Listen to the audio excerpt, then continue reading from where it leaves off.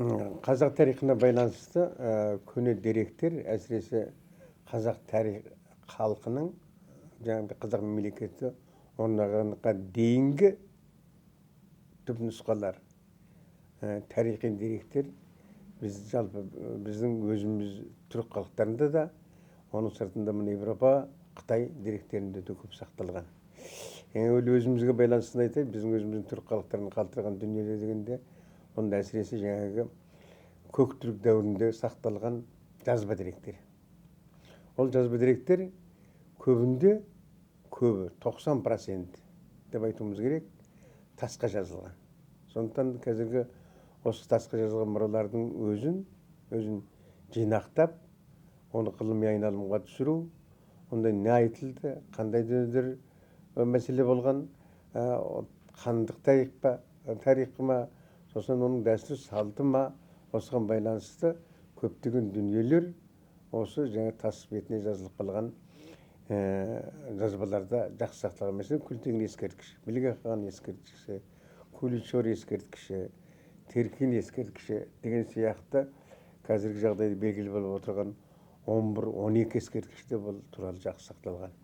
Ал оның сыртында осы қазақ хандығына дейінгі тарихи деректердің, бізге беретін деректердің бірі таңбалар.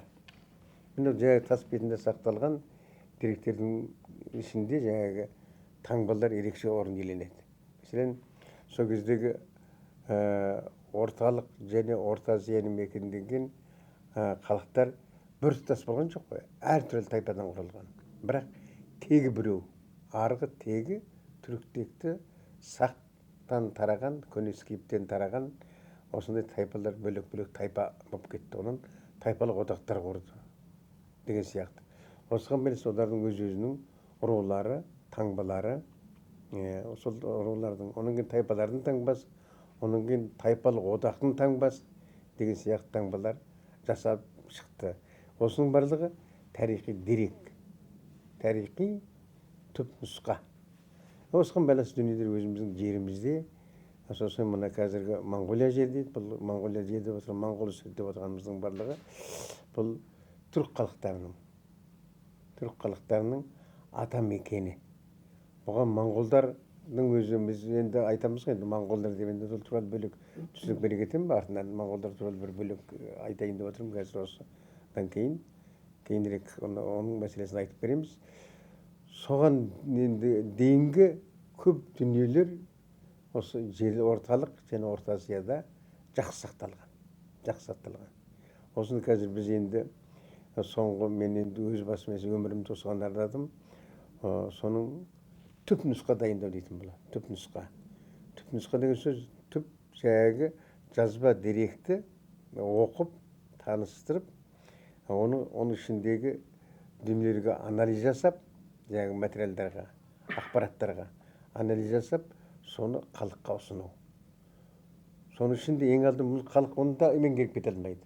Сондықтан ғалымдар бұнға қарай, жаңағы бірде мәтін шығып келгеннен кейін ғалымдар онlara қарай екшеп, анализ жасап, ғылыми тарихын жаза бастайды. Қазір жағдайда біз енді 3 томнан дайындап баспаға енгізіп қойдық. Алғаш бір том осыдан 10 жыл бұрын баспадан шыққан. Енді оны да кеңейттік қазір біз. Одан кейін 2-3 томын дайындадық. Енді осылар негізі түп деректің бірі өзіміздің түріктердің, өзіміздің ата-бабаларымыздың өз қолынан жазып кеткен тарихи деректер осылар.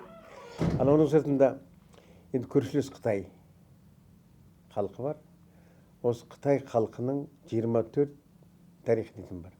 Сол 24 тарихта тек ресми тарихының өзі. Осында біздің түрік халықтарына байланысты сақталған ақпараттар аса мол. Құн дәуірінікі, оның Сянби дәуірінікі дейміз, Жоужан дәуірінікі дейміз, түрік дәуірінікі, оның бері қарай келе жаңағы Керей хандығы, Найман хандығы, онан кейінгі жаңағы Шыңғыс хан дәуірі деген сияқты. Онан кейінгі мына қазақ хандығына байланысты соңғы жаңа Шин империясы, Қытайдың мәнжулардың құрған империясы, осыған байланысты деректер аса мол. Осылар біздің қазақ халқының тарихын толық алып шығуға мүмкіндік туғызып отыр қазір жағдайда. Енді тәуелсіздік алғаннан кейін бұған қазір көптеген ғалымдарымыз кірісіп жатыр, көптеген дүниелер жасалып жатыр. Әлі оның біз бір шетінен кеміріп жаңадан кіріп жатырмыз. Толық жасай алғанымыз жоқ. Жасау үшін оған уақыт керек, қаржы керек, ғалымдарымызды дайындауымыз керек деген сияқты осындай дүниелер бар.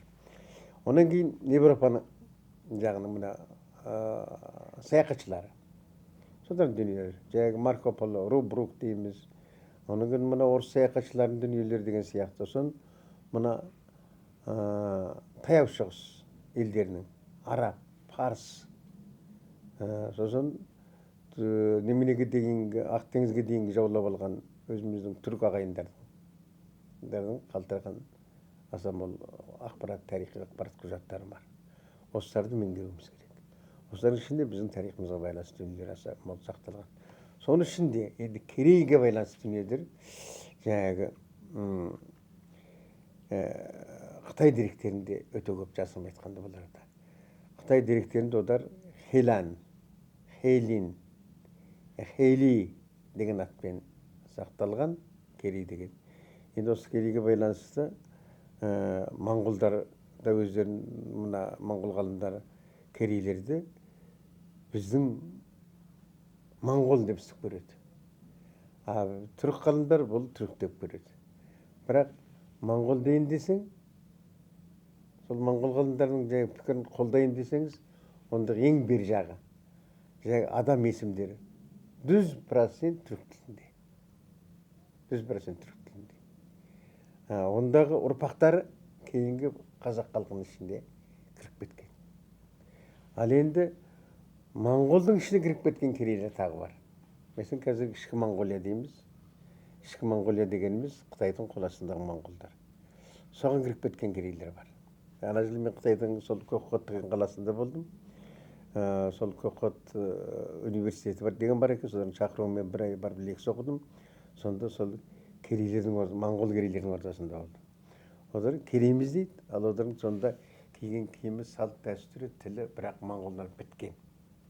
Бұл моңғолдану процесі қайда? Анау неменің Шыңғыс хан дәуіріне басталған 800 жыл болып кеткен дүниеде бар. Ол оңай емес қой. Сонда тағы бір байқағаным меркіттер деген, онда ашық жазып қойған. Меркіт ауданы, Керей ауданы, Найман ауданы, Жалайыр ауданы, Қоңырат ауданы, Үйсін ауданы, Қаңлы ауданы деп мысалы. Өзі ашық, кәдімгідей Қытай тілінде жазып қойған. Бәрі моңғол сөйлеп тұр. Моңғол сөйлеп тұр. Сіздер қашан келіңіздер десе, көбі өзінің тарихын білмейді.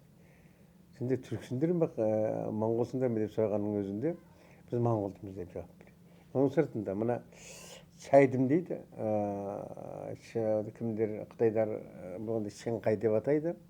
Осының Ганзудың ар жағындағы мына Тибетке жақын жер, Тибетпен көрші. Сол тағы сол Шыңқайдың жаңағы Сайдым көлінің маңында, көлінде өмір сүретін, маңында өмір сүретін керейлер бар. Олардың ішінде Абақ керей, Абық керей,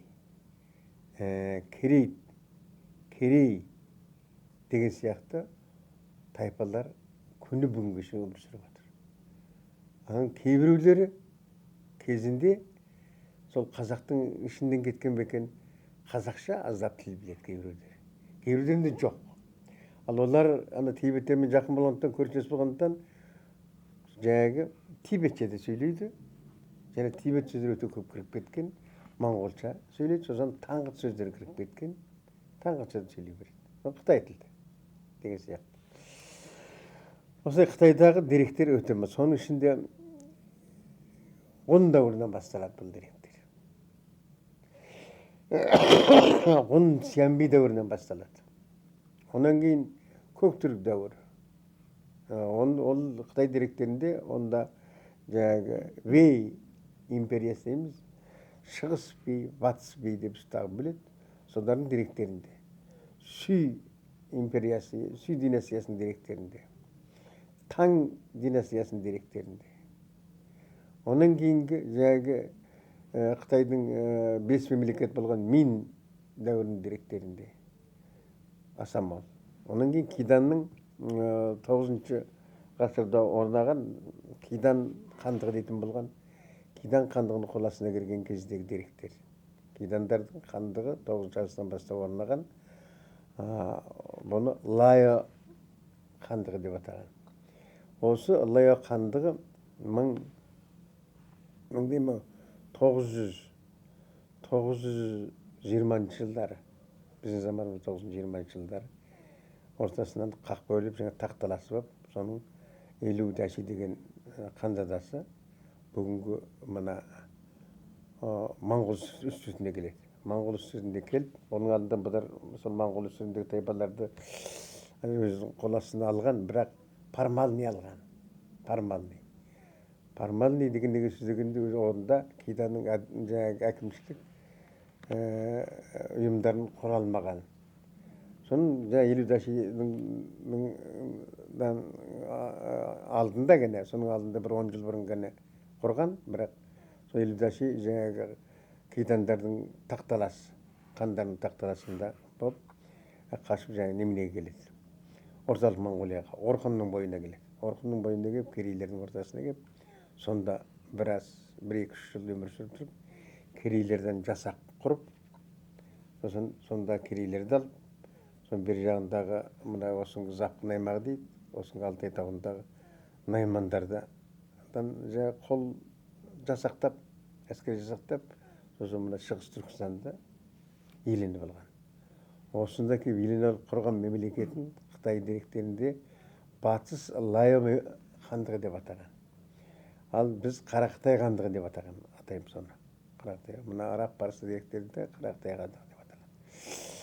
Міне осы хандыққа байланысты деректерде жаңағы керейге байланысты материалдар